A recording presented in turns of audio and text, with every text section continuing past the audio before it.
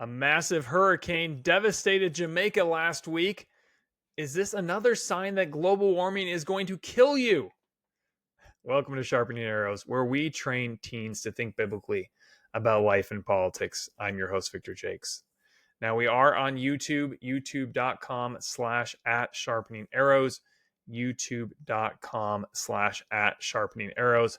Thanks to everyone who subscribed over there.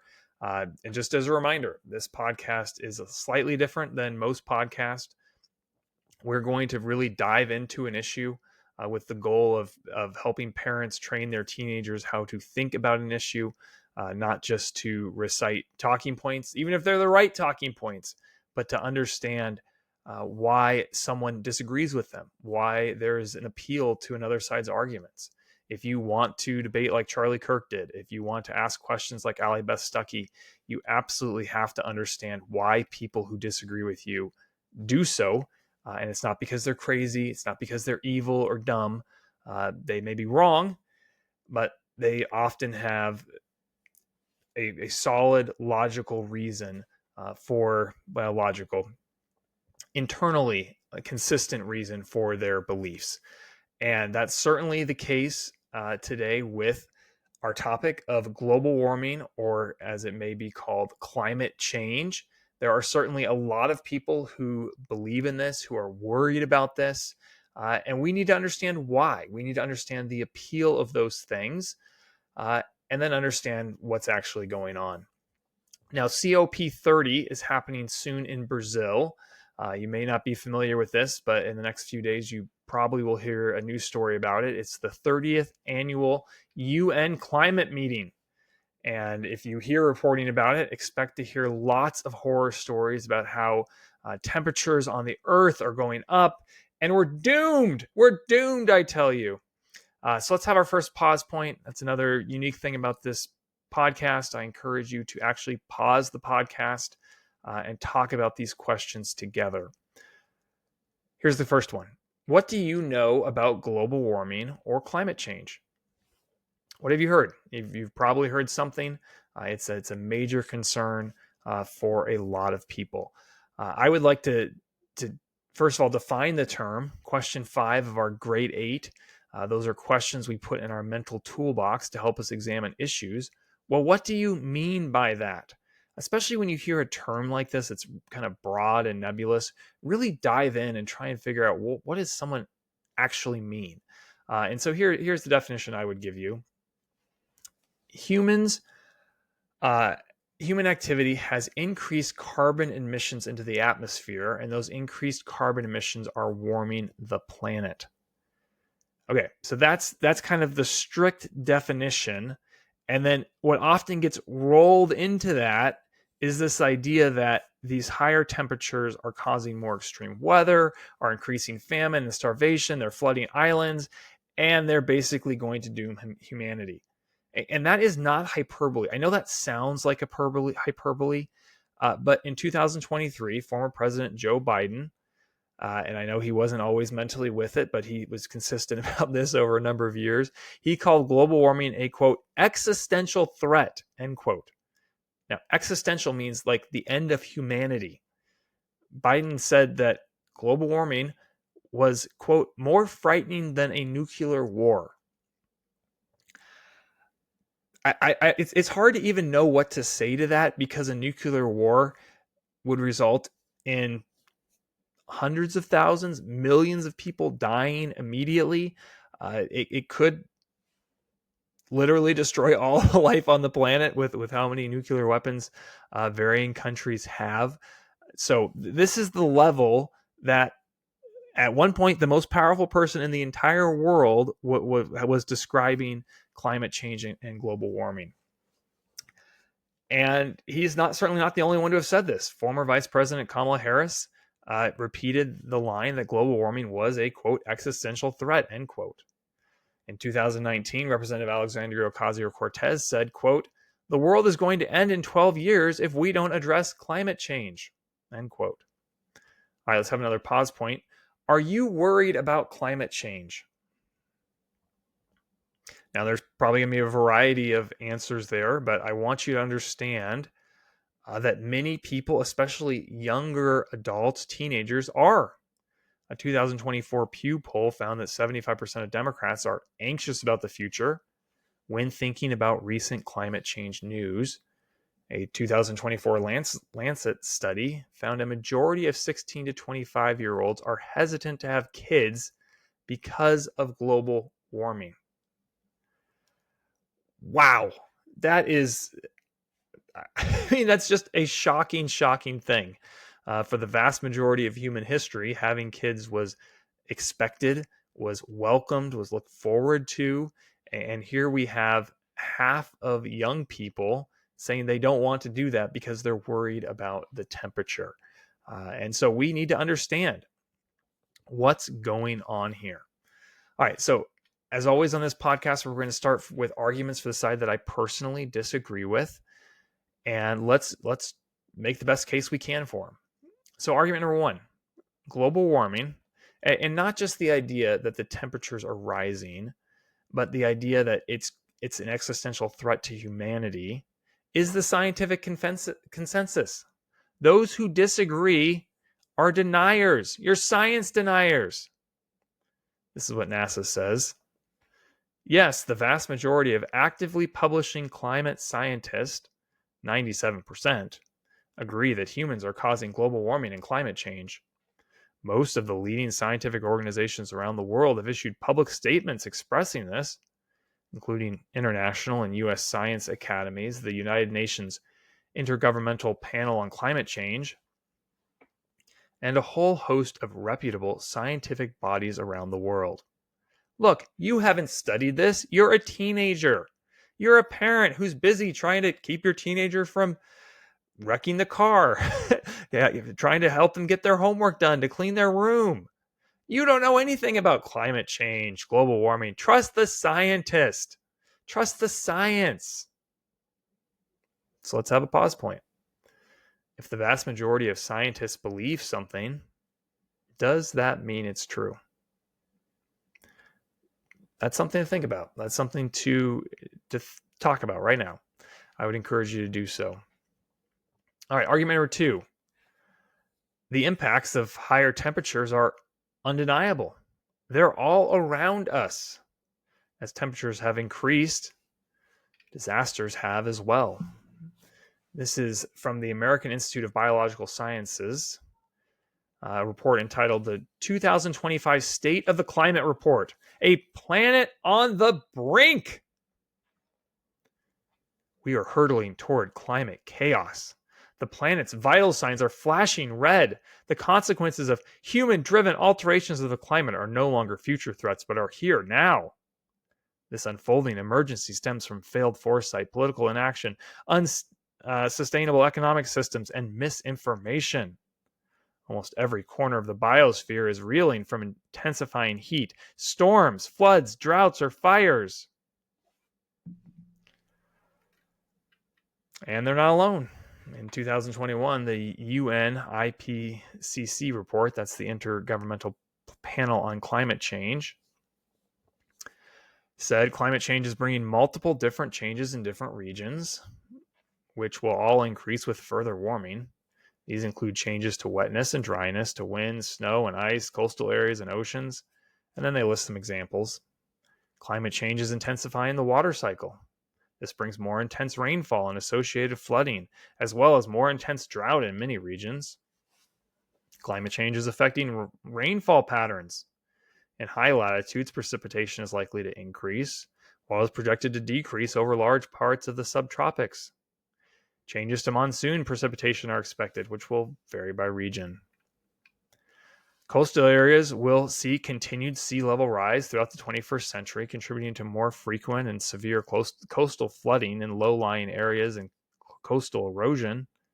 Extreme sea level events that previously occurred once in 100 years could happen every year by the end of this century.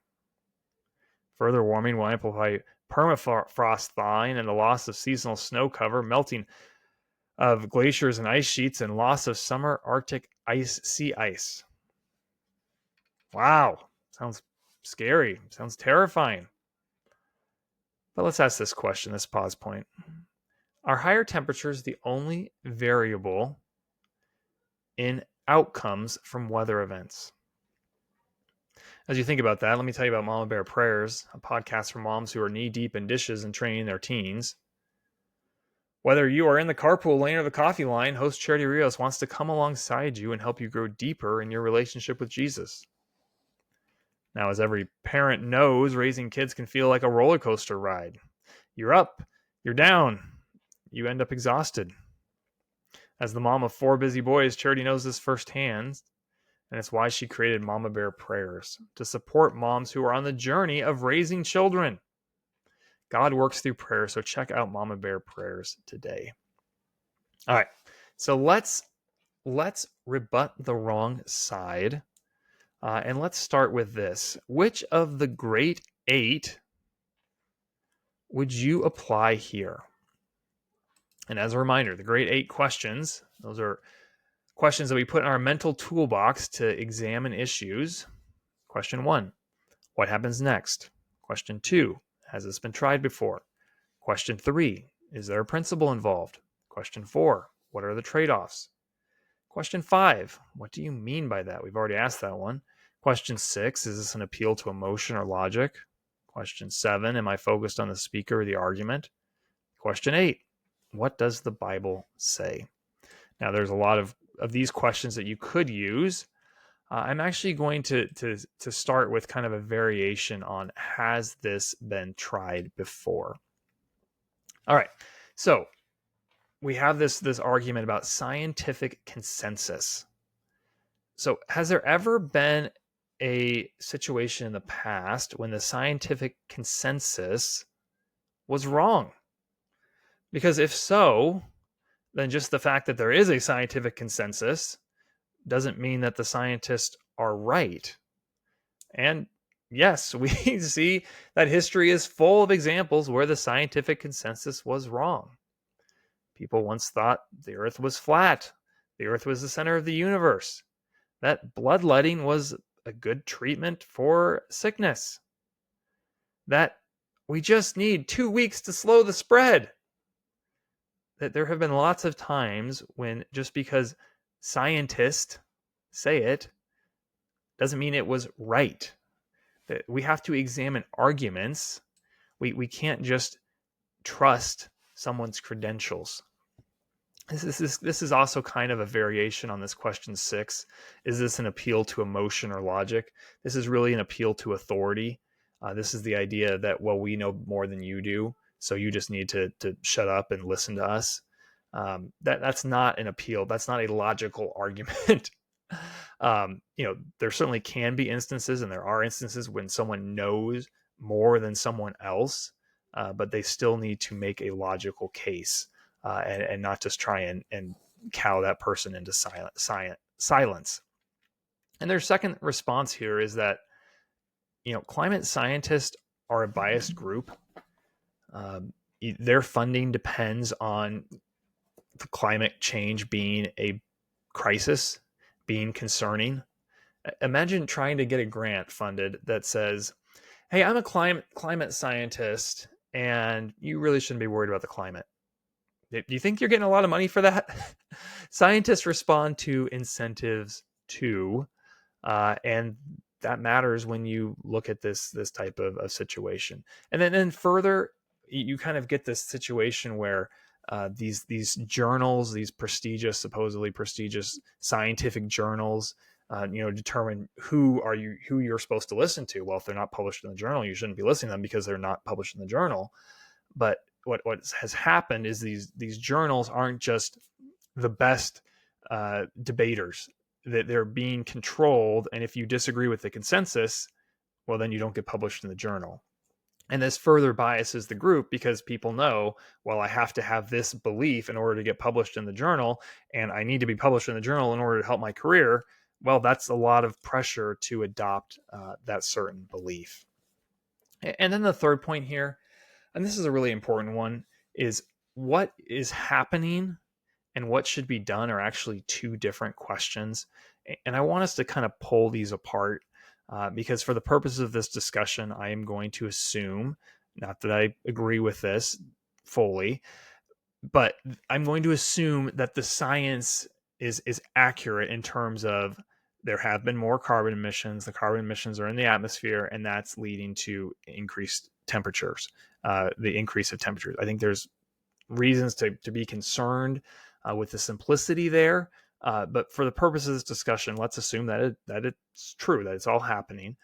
Well, then what should be done next is an entirely different question. You see, it does not follow that because the Earth is warming slightly over the course of a century, that we should get rid of fossil fuels. That there's a disconnect there, and we need to talk about what are the trade-offs for different courses of action versus the expected outcomes. I hope that makes sense. All right, so let's get to the second argument, which is this idea that disaster is inevitable. It's all around us. We're going to die. Well, let's have a pause point right here. Do you worry about the weather? And I mean that seriously, because a majority of young people in the country, in the Western world, are so worried about the weather that they aren't having children.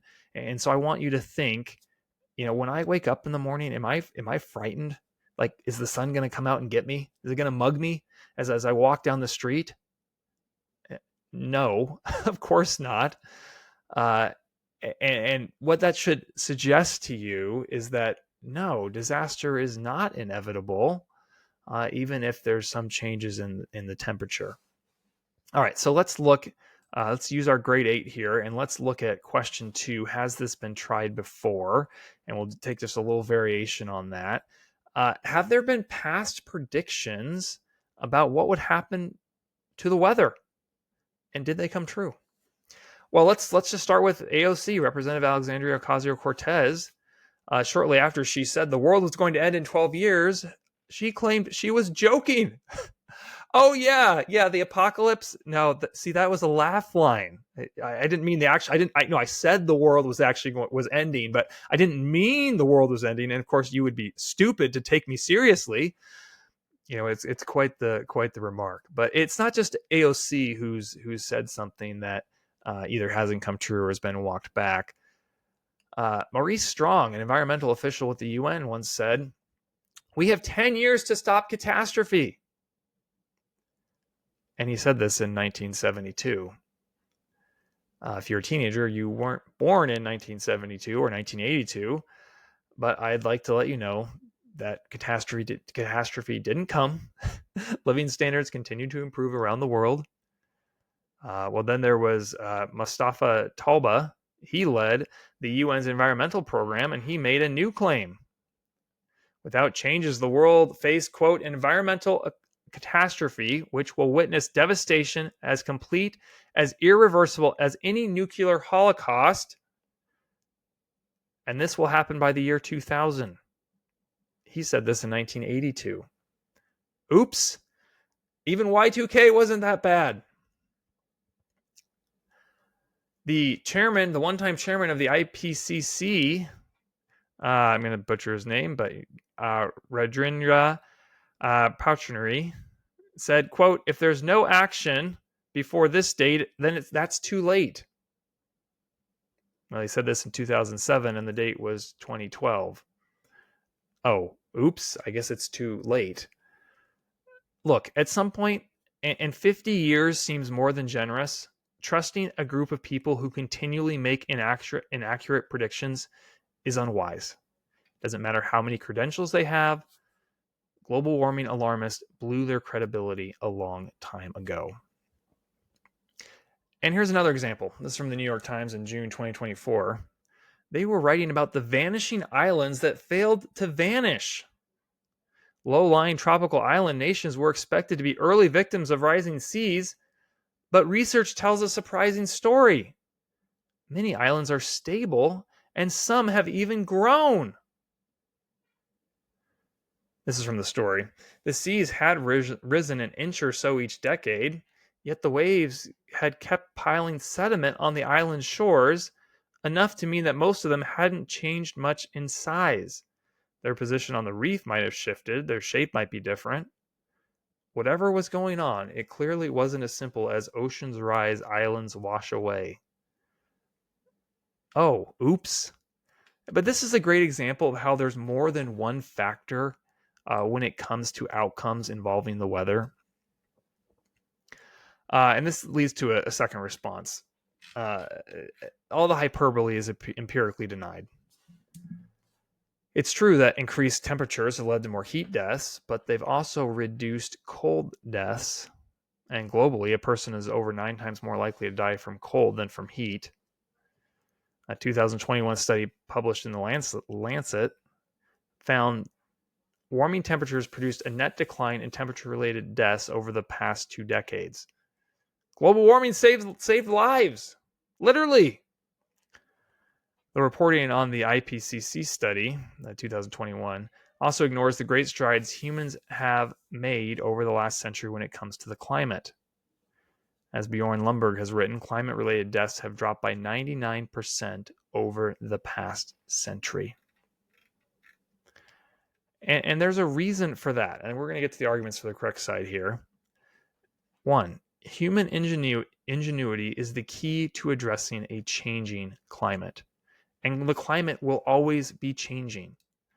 This is one reason I don't like to get in the weeds on, well, how much are humans, how much of a factor are humans in the changing temperature? Because guess what? The temperature is always changing. The idea that there was an ice age thousands of years ago. Well, what caused the ice to melt? Was it all the automobiles that were, rolling alongside the woolly mammoths? No, the temperature changes. The climate changes. That's just simply normal. Last week, Bill Gates, founder of Microsoft, who's done a lot to stoke the fire of climate alarmism, published a really remarkable open letter. And here's how he started it off. There's a doomsday view of climate change that goes like this. In a few decades, cataclysmic climate change will decimate civilization. The evidence is all around us. Just look at all the heat waves and storms caused by rising global temperatures. Nothing matters more than limiting the rise in temperature. And this is what Bill Gates wrote about that view. Fortunately, for all of us, this view is wrong. Thank you, Bill. Some of us have been saying that for a long time. And why is that the case? And Bill Gates believes all the concerns about human caused climate change. That the reason is that countries are much wealthier now than they were 100 years ago. And this has enabled us to build infrastructure that better protects people from disasters. Now, it may cause the dollar amount of damage from a storm to increase, because if you build really expensive mansions on the Florida coast instead of shacks, then yes, the amount of dollar damage will be more, but the number of people who die will be a lot less. You see, wealth allows people to adapt. And that's why I am not worried about a changing climate. Because as long as we don't destroy the wealth that God has given us with things like the Green New Deal, we will have the money to adapt to whatever the weather is going to be. Argument number 2. Fossil fuels are the key to helping poor people adapt to tough climates. Remember, Bill Gates has finally acknowledged that some problems are bigger than climate. For the poor, this is from Gates, the biggest problems are poverty and disease, just like they always have been. And so, as an aside here, this is some of the problems with pouring all this money into solar and wind subsidies. Is you're decreasing the wealth in a country, or if you're in a country that doesn't have reliable power, you're not giving them reliable power. And this is what Gates says, quote, "I'm not saying we should ignore temperature-related deaths because diseases are a bigger problem. In fact, temperature-related deaths are one of the reasons why cheap, clean energy is so important. It will make heating and air conditioning more affordable everywhere."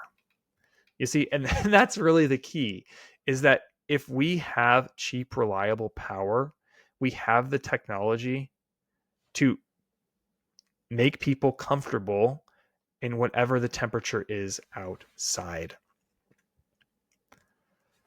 This is the biggest reason to be optimistic about the future climate. Human ingenuity. Adverse weather events and the sea potentially rising a few millimeters a year aren't the only variables. People can adapt and have adapted to environmental changes, especially as global wealth grows. The climate sky isn't falling. Outcomes have gotten remarkably better over the last century, which is a reminder that people can overcome whatever challenges the weather throws at us. It's time to be a climate optimist. And I welcome Bill Gates to the club. If you enjoyed this podcast, please subscribe on YouTube and leave us a 5-star review and share it with your friends and Christian community. Be courageous like Charlie, stay sharp, and give God the glory. I'll see you next time.